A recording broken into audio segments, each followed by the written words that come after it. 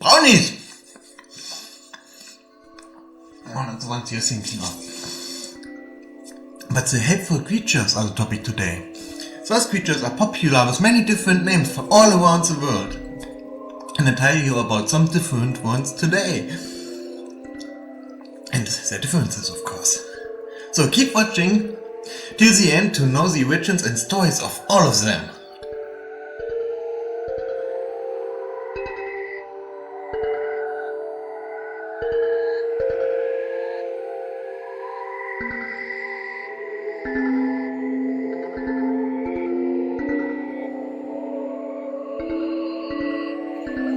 So welcome to Legend Nerd. Am I the Legend of Legends yet?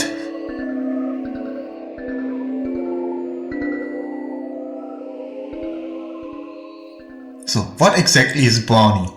They are small people, mostly depicted like a breed between a dwarf and a goblin if you ask me, but judge for yourself.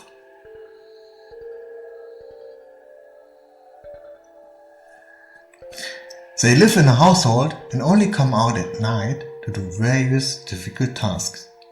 The owner of the household has to put some offering, in most cases milk or some cream, up for them usually at the fireplace or hearth.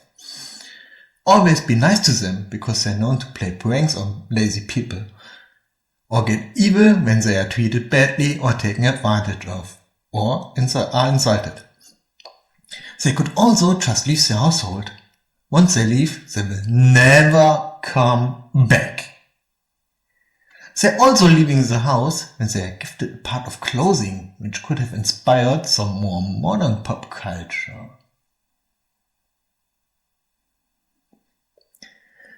They don't like to be seen and are able to turn invisible, but they really need to turn invisible as they are very good in hiding and sneaking. Would you like to be one of the good brownies of this channel? You'll get many more myths and legend videos for free. So like and subscribe. I won't look. Done? Fine, great. Now let me tell you more about these creatures. So after this introduction of the brownie, let's look at some variants around the world.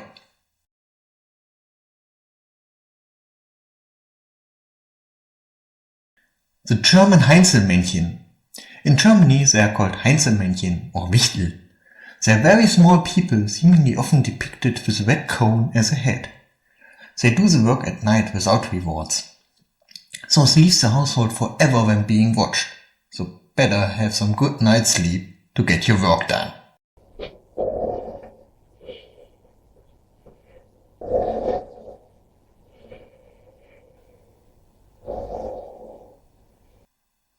As a difference to brownies, they cannot turn invisible.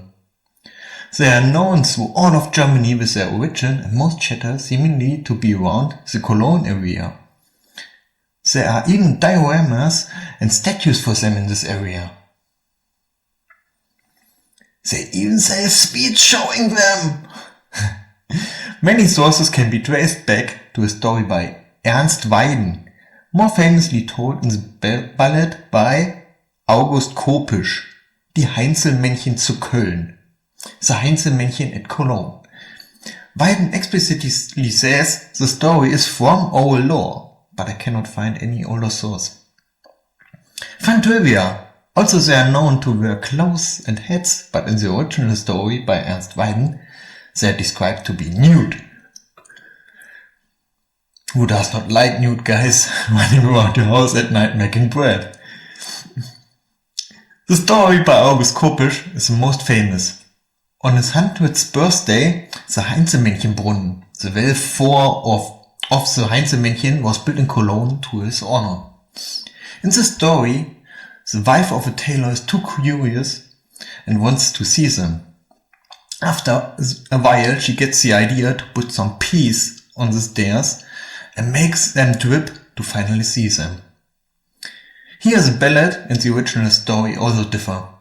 In the original the plan fails and nobody can see them. It is never mentioned why they know they have been nude the whole time. Tell me your guess in the comments below. But the Heinzelmännchen live because she tried. In the ballad, she is successful, but they run away when she comes. Some newer versions say she has seen them and could not stop laughing at them, stumbling, and they leave afterwards. In all stories, they never come back and nobody knows where they went. Some newer versions show the tailor and his wife to be grateful and making them tiny clothes, and the Heinzelmännchen leave after getting those.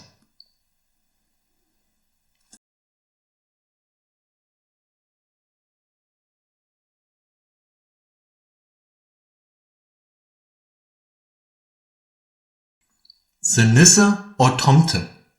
The nisse in Sweden or Tomte in Finland protect places, and people believe that leaving of the nisse will lead to the demise of those places. There are many different variations, and since we are looking for creatures similar to the brownie, we will look at the guards nisse, the court nisse, more commonly known as nispuk. The creature looks after the courtyard and household if the owner treats their pets and children nicely.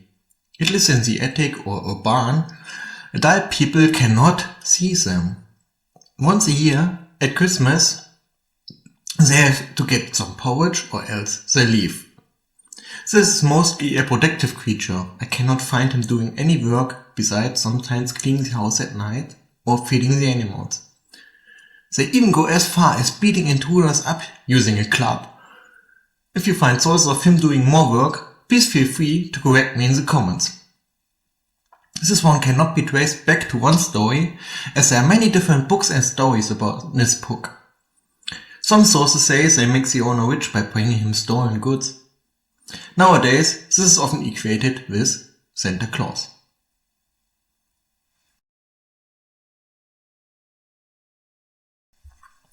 Lares. The Roman Lares were protective spirits. Roadways, cities, the state, some household, many things could have their own Lar as a protector.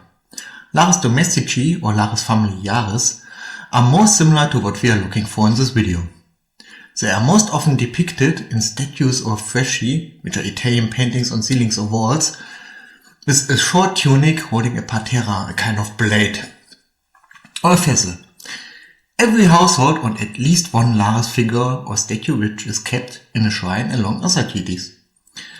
The shrine could also be just a small niche, often with a painting or a cupboard in small or poor households. In wealthier households, this was often in the servants' quarters. The figures were put on the table during meals and witnesses of important events like marriage or birth. The Lares should be cared for, including offerings like wheat or cakes, by the head of the family, but that can be delegated.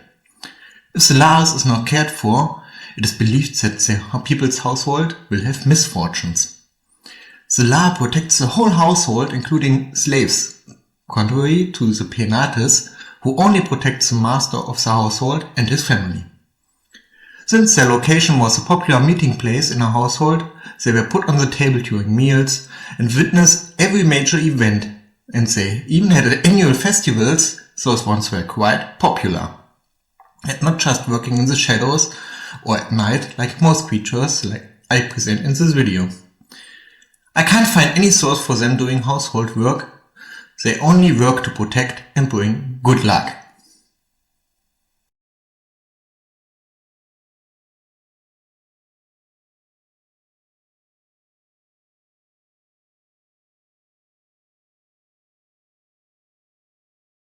Popular example, Supernatural. The series Supernatural is very accurate in many occasions when it comes to myth and legends. Brownies are mentioned in one episode only. Clap your hands if you believe. Season 6, episode 9. Sadly, this is one of the episodes which is not accurate to the real myths and legends and mixes up a lot. I'll summarize the episode, so spoiler warning. In this episode, firstborns get abducted by what seems to be aliens, but it turns out that the crazy lady is right. The lady shows Sam and Dean, the monster hunters of the series, some creatures and says they are all fairies. So the firstborns get abducted by fairies, leaded by a leprechaun. and it is all because a clocksmith made a deal with the leprechaun to have some fairies, which he has to feed with cream to make clocks for him. Sam can defeat the leprechaun by spilling some salt, having the leprechaun counted while he reads the ritual to get rid of them. In this episode, they only once assume it is about brownies, but it is discarded.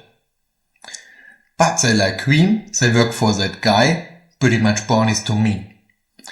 Despite of their clothes, they seem to look like normal dressed workers.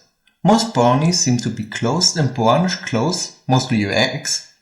Another mistake when it comes to the myths and legends of our real world. I cannot find any rituals to summon fairies or brownies or get rid of them. When it comes to counting salt or other grains though, that quirk, which is called Heinzelmännchen, by the way, is accounted to another creature in our myth, vampires, which I will probably make a video about later. Guess that would make those very mighty creatures too weak in the series.